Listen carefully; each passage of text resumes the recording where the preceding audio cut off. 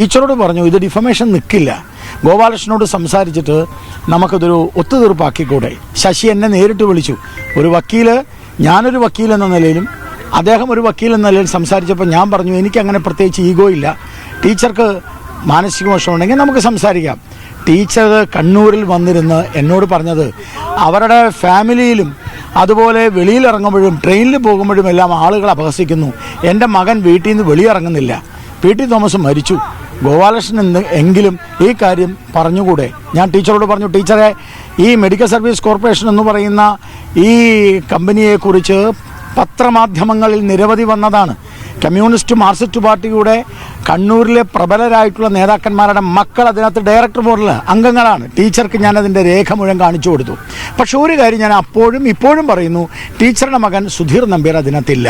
അപ്പോൾ ടീച്ചറോട് ഞാൻ പറഞ്ഞു ടീച്ചറുടെ മകൻ്റെ പേരില്ല, പക്ഷേ ഉന്നതരായിട്ടുള്ള ആളുകളുടെ പേരുണ്ട്, ടീച്ചർക്ക് കാണണ്ടേ. ഞാൻ കാണിച്ചു കൊടുത്തു. അപ്പോൾ ടീച്ചർ പറഞ്ഞു അതൊന്നും എനിക്കറിയണ്ട, എനിക്ക് എൻ്റെ മകനെ കുറിച്ചാണ്. ഞാൻ പറഞ്ഞു തീർച്ചയായിട്ടും ടീച്ചറുടെ ആ മനോവിഷമത്തിൽ ഞാൻ പറഞ്ഞ വരികൾ നിങ്ങൾ മനസ്സിലാക്കണം. ടീച്ചറുടെ മനോവിഷമത്തിൽ ഞാൻ ഖേദം രേഖപ്പെടുത്തുന്നു. അപ്പോൾ ടീച്ചറുടെ ഒരു റിക്വസ്റ്റ് ആയിരുന്നു, ഗോപാലകൃഷ്ണൻ ഒന്ന് പത്രക്കാരോട് പറയണം. ഞാനത് ചാനൽ ചർച്ചയിൽ ഏതോ ഒരു ചാനൽ ചർച്ചയിൽ സൂചിപ്പിച്ചു. പക്ഷേ ടീച്ചർക്ക് അത് പോരാ, വീണ്ടും ടീച്ചർ പെറ്റീഷൻ കൊടുത്തു.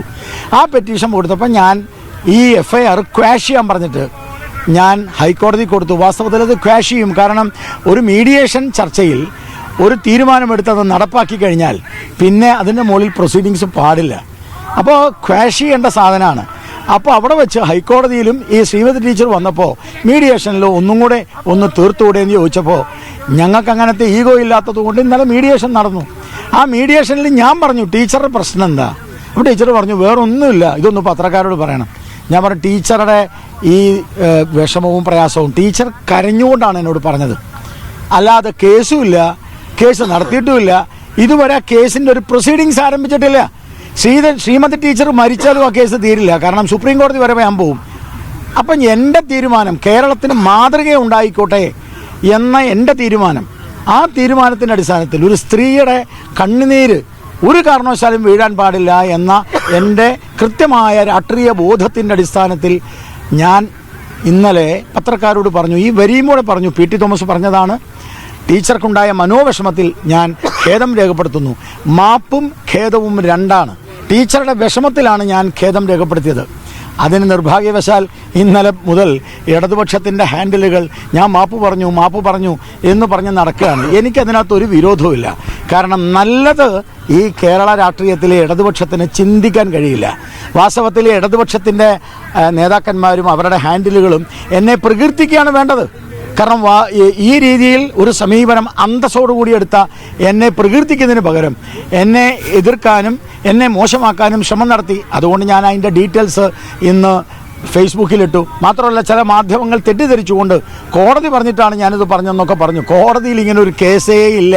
കണ്ണൂർ കോടതിയിൽ 5 പ്രാവശ്യം ശ്രീമതി ടീച്ചറുടെ വക്കീല് ശശി 5 പ്രാവശ്യം കേസ് തീർന്നു എന്ന് പറഞ്ഞതാണ്. അതിൻ്റെ ഡീറ്റെയിൽസൊക്കെ ഹൈക്കോടതിയിൽ ഹാജരാക്കിയതാണ്. പക്ഷേ ശ്രീമതി ടീച്ചർ ഒരിക്കൽ കൂടെ ഇത് പറഞ്ഞപ്പോൾ നല്ലതുണ്ടാവട്ടെ, കേരളത്തിനൊരു മാതൃക ഉണ്ടാവട്ടെ എന്ന് പറഞ്ഞിട്ടാണ് ഞാനത് സൂചിപ്പിച്ചത്. മാപ്പല്ല, ഖേദപ്രകടനമാണ്. യാതൊരു സംശയവും ടീച്ചറുടെ മനോവിഷമത്തിനുള്ള ഖേദപ്രകടനമാണ്. മാപ്പ് പറഞ്ഞിട്ടില്ല. അല്ല, ഈ മാപ്പും ഖേദവും തമ്മിലുള്ള വ്യത്യാസം എന്താ, അത് ക്ലിയർ ചെയ്യണമല്ലോ. ടീച്ചറുടെ മനോവിഷമം ഉണ്ടായപ്പോൾ ഈ ഞാൻ പറഞ്ഞതും P.T. തോമസ് പറഞ്ഞതുമായ വിഷയത്തിൽ ടീച്ചർക്ക് മനോവിഷമം ഉണ്ടായി.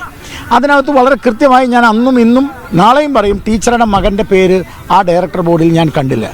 അപ്പോൾ ടീച്ചറുടെ മകൻ്റെ പേര് ഡയറക്ടർ ബോർഡിൽ ഉണ്ട് എന്ന് ചാനൽ ചർച്ചയിൽ ഞാൻ പറഞ്ഞു, പത്രസമ്മേളനം നടത്തി P.T. തോമസ് പറഞ്ഞു. P.T. തോമസ് ഇവിടെ ഇല്ല. അപ്പം ഞാൻ പറഞ്ഞിട്ടുണ്ടെങ്കിൽ ആ പറഞ്ഞത് ശരിയല്ലാത്തൊരു കാര്യമല്ലേ. അതിൻ്റെ പേരിൽ ടീച്ചർക്ക് വിഷമമുണ്ടായി, ഞാൻ ഖേദം രേഖപ്പെടുത്തി. അതൊരു അന്തസ്സായ രാഷ്ട്രീയത്തിൻ്റെ പ്രതിധ്വനിയായിട്ടാണ് ഞാൻ കാണുന്നത്. അത് ഞാൻ ഇപ്പോഴും ഉറച്ചു നിൽക്കുകയാണ്.